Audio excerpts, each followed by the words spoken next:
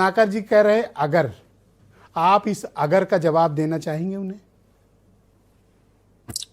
देखिए मिश्रा जी, मैं बताना चाहूंगा कि पहली बात तो रत्नाकर जी ही मुझे लग रहा थोड़ा कंफ्यूज हैं।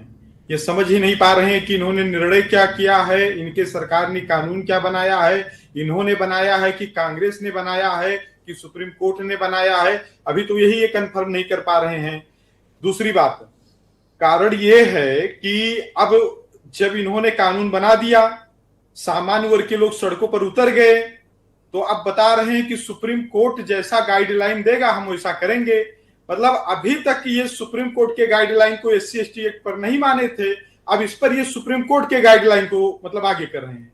हमारे उत्तर प्रदेश में जब कोई प्रोटेस्ट होता है और उत्तर प्रदेश की पुलिस जाकर के उस प्रोटेस्ट को रोकती है, तो एक नारा देते हैं कि जब जब योगी डरता है पुलिस को आगे करता है। तो मुझे तो लग रहा है कि इसमें भी कुछ इसी तरीके से नारा है कि जब जब इन लोगों को लगता है कि अब जमीन खिसक रही है तो सुप्रीम कोर्ट का सहारा लेते हैं ये लोग। तो आपको क्या लगता है कि अगर नियमावली ही वापस हो जाए तो सारा बवाल खत्म हो जाए? आपका समाज यानी कि सवर्ण समाज क्या चाहता है? नियमावली वापस होना चाहिए। दूसरी बात क्या है कि ये रत्नाकर जी जो कह रहे हैं, तो रत्नाकर जी की कृपा से स्टे नहीं लगा है, सुप्रीम कोर्ट ने स्टे लगाया है, ठीक है।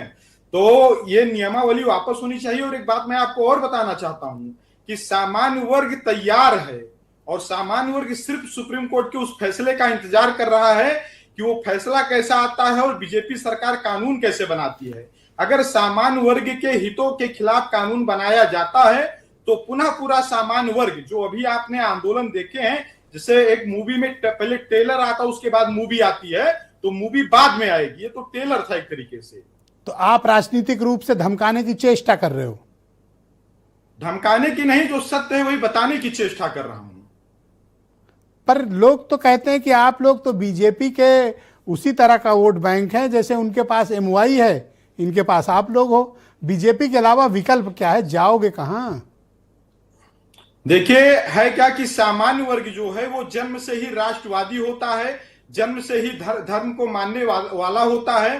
तो इसलिए सामान्य वर्ग के अधिकतर लोग जो है भारतीय जनता पार्टी को राम के नाम पर, राष्ट्र के नाम पर हमेशा वोट दिए हैं। लेकिन यह भी मैं स्पष्ट करना चाहता हूं कि सामान्य वर्ग के लोग किसी के बंधुआ मजदूर नहीं हैं। अगर सामान्य वर्ग के हितों का हनन होगा तो जो सामान्य वर्ग इनको 2 सीट से लेकर 300 सीट तक लेकर आई है, वही सामान्य वर्ग जो है इनको 300 से लेकर 2 सीट तक लेकर जाएगी।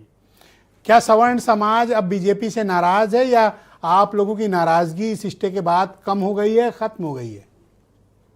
नहीं, स्टे के बाद नाराजगी अभी नहीं कम हुई। अभी तो हमें इंतजार है कि अभी ये क्या करते हैं। मुझे तो इस पर भी संदेह है कि कहीं ये SC/ST एक्ट की तरह उस पर संसद में कानून ना ले आवे। मुझे इस पर भी अभी डर है।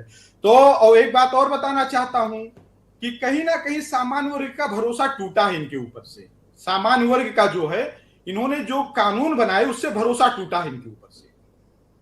ऑलराइट, मैं दीपक रंजन